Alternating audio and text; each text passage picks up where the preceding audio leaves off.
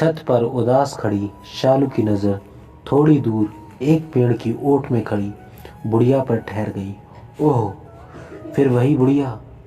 क्यों यह इस तरह से घर की ओर ताकती है? शालू की उदासी बेचैनी में तब्दील हो गई। मन में शंकाएं पनपने लगी। इससे पहले भी शालू उस बुढ़िया को 3-4 बार नोटिस कर चुकी थी। 2 महीने हो गए थे शालू को पूना से गुड़गांव शिफ्ट हुए। पति सुधीर का बड़े ही शॉर्ट नोटिस पर तबादला हुआ था।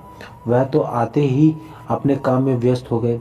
बच्चों को नए स्कूल में एडमिशन हो गया, लेकिन शालू एडजस्ट नहीं कर पा रही थी।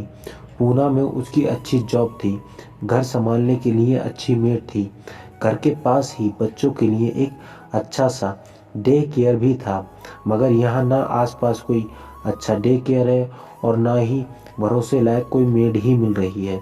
यह सब और उस विचित्र बुढ़िया के बारे में सोचते सोचते शालू परेशान हो उठी। सुधीर के वापस आने पर शालू ने उसे बुढ़िया के बारे में बताया। सुधीर को भी कुछ चिंता हुई। कुछ दिन ऐसे ही गुजरे। एक दिन शालू ने टेरेस से देखा सुधीर वॉचमैन और बुढ़िया से कुछ बात कर रहे थे। सुधीर घर के अंदर आए और बोले, जानती हो वह कौन है? वह इस घर की पुरानी मालकिन है। यह लाचार बेबस बुढ़िया इसी शांतनु की अभागी माँ है, जिसने पहले धोखे से सब कुछ अपने नाम करा लिया और फिर यह घर में हमें विदेश भेजकर चला गया। अपनी बुढ़िया माँ को, गायत्री देवी को, वह एक वृद्ध आश्रम में छोड़कर चला गया। वही शालू याददाश्त पर जोर डाल रही थी। हाँ, याद आया। स्टोर रूम की सफाई करते हुए इस घर की पुरानी नेम प्लेट दिखाई दी थी। इस पर गायत्री निवास लिखा हुआ था। वहीं एक राजसी ठाट बाट वाली महिला एक पुरानी फोटो भी थी। तभी मुझे लगा था कि मैंने इसे कहीं देखा है, मगर अब ये यहाँ क्या लेने आई है? आज इसके पति की इतनी पहली बरसी है। यह कमरे में दिया जलाकर प्रार्थना करना चाहती है, जहाँ उन्होंने अंतिम सांस ली थी। ठीक है, आप इन्हें बुला लीजिए, शालू ने कहा। गायत्री देवी अंदर आ गई। छीड़ा काया, तन पर पुरानी सूती धोती, नजरें भर भर कर उस पराये घर को देख रही थी जो अभी उसका अपना था। आंखों में कितनी स्मृतियां थी, कितने सुख और दुख एक साथ तैर रहे थे।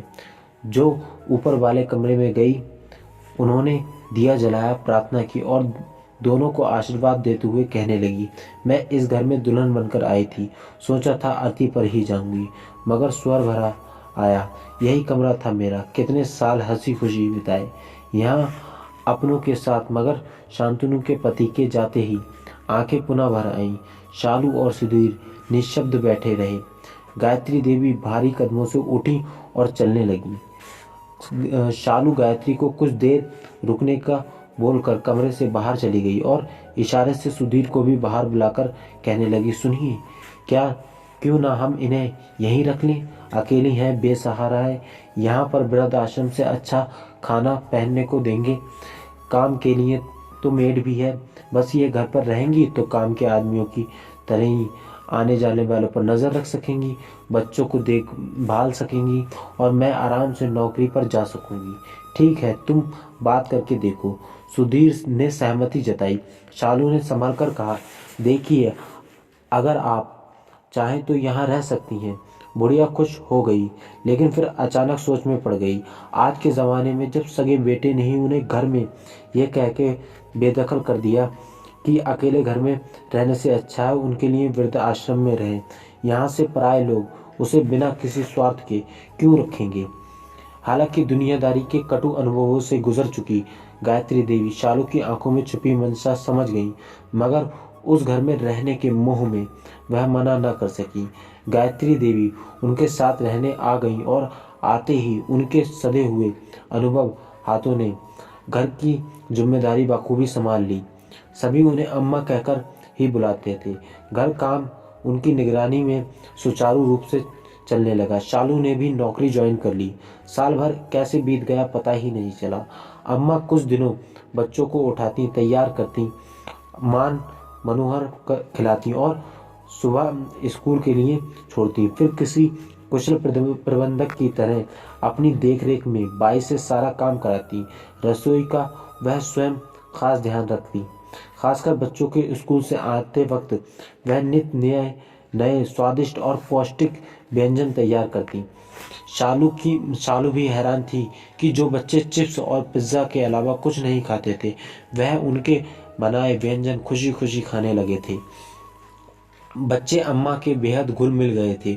उनकी कहानियों के लालच में कभी देर तक टीवी से चुपके रहने वाले बच्चे उनकी हर बात मानने लगे थे। समय से खाना पीना और होमवर्क निपटाकर बिस्तर में पहुंच जाते थे। अम्मा अपनी कहानियों से बच्चों में अच्छे संस्कार डाल रही थीं। शालू और सुधीर अभिभूत थे। उन्होंने उन दोनों के पास जो तो कभी बच्चों के पास बैठने का समय ही नहीं था। शालू ने महसूस किया कि घर में किसी बड़े बुजुर्ग की उपस्थिति, नानी दादी का प्यार बच्चों पर कितना सकारात्मक प्रभाव डालता है। उनके बच्चे जो शुरू से ही इस सुख से वंचित रहे, क्योंकि उनके जन्म से पहले ही उनकी नानी और दादी दोनों गुजर चुकी थीं। आज शालू का जन्मदिन था। सुधीर और शालू ने ऑफिस से थोड़ा जल्दी निकलकर बाहर डिनर करने का प्लान बनाया था। सोचा था बच्चों को अम्मा संभाल लेंगी, मगर घर में घुसते ही हैरान रह गए। बच्चों ने घर को गुब्बारों और झालरों से सजाया हुआ था। वहीं अम्मा ने शालू की मनपसंद डिशेज और केक बनाए थे। इस सरप्राइज बर्थडे पार्टी से बच्चों के उत्साह और अम्मा की मेहनत से शालू अभिभूत हो गई। उठी और उनकी आंखें भर आईं। बच्चे दौड़कर शालू के पास आ गए और जन्मदिन की बधाई देते हुए पूछा, आपको हमारा सरप्राइज कैसे लगा? बहुत अच्छा, इतना अच्छा कि क्या बताऊं। कहते हुए उसने बच्चों को बाहों में भर कर चूम लिया। अम्मा ने बताया कि बच्चों द्वारा किए गए छोटा सा प्रबंध मम्मी पापा को बहुत बड़ी खुशी देता है। शालू की आंखों में अम्मा के लिए कृतज्ञता छा गई। केक काटने के बाद गायत्री देवी अपने पल्लू में बंधी रुमाल में लिपटी एक चीज निकाली और शालू की ओर बढ़ा दी। शालू ने खोलकर देखा तो रुमाल में सोने की चैन थी। वो चौंक पड़ी। हाँ बेटी, सोने की ही है।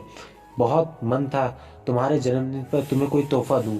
कुछ और तो नहीं है मेरे पास, बस यही चैन है जिसे संभाल कर रखा था। मैं अब इसका क्या करूंगी? तुम पहनना, तुम पर बहुत अच्छी लगेगी। शालू की अंतरात्मा से उसे कचोटने लगी, जिसे उसने लाचार बुढ़िया समझकर निस्वार्थ उसे तत्पर होकर अपने यहाँ आश्रय दिया। उसने इतना बड़ा दिल है कि उसने अपने पास बचे हुए इकलौते स्वर्ण धन को भी उसे सहज दिया। नहीं नहीं अम्मा, मैं इसे नहीं ले सकती। ले ले बेटी, एक माँ का आशीर्वाद समझकर ले ले। लेकिन मेरी तो उम्र हो चली है, क्या पता मैं तेरे अगले जन्मदिन पर तुझे कुछ देने के लिए मैं रहूं भी या नहीं। नहीं अम्मा, ऐसा मत कहिए। ईश्वर आपका साया हमारे सर से सदा बनाए रखेगा। कहकर शालू ने उसे लिपटा लिया और जैसे बरसों बाद कोई बिछड़ी बेटी अपनी माँ से मिल रही हो। वह जन्मदिन शालू कभी नहीं भूली, क्योंकि उस दिन एक बेशकीमती उपहार मिला था, निस्वार्थ मानवीय भावनाओं से भरा माँ का प्यार। वह जन्मदिन गायत्री देवी भी नहीं भूल पाई, क्योंकि उस दिन उनकी घर पर पुनर्प्रतिष्ठा हुई थी। घर की बड़ी आदरणीय एवं माँ के रूप में उनकी गवाही उस घर के बाहर लगाई हुई वह पुरानी नेम प्लेट दे रही थी, जिस पर लिखा था गायत्री निवास। चलिए इसी के साथ हम आपसे विदा लेते हैं। मिलेंगे अगली कहानी में।